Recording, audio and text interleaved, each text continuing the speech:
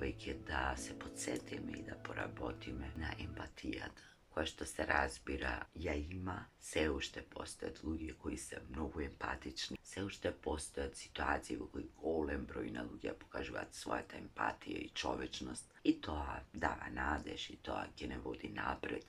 Меѓутоа, убаво е кога секојдневно би се опитувале колку што можеме повеќе да се разбереме меѓу себе, да ги разбереме другите, или барем некогаш да премолчиме, да издишеме, пред да осудиме, искритикуваме, залепиме етикета некого, напишеме некој коментар, направиме некоја споредба, затоа што го правиме тоа во нашата тага и болка, во нашиот гнев, забораваме на другите, па понекогаш се истураме и врз оние кои што немаат никаква врска со тоа што нас ни се случува, не јаде, не боли, не тежи, не знаеме како да го носиме, како да се ослободиме.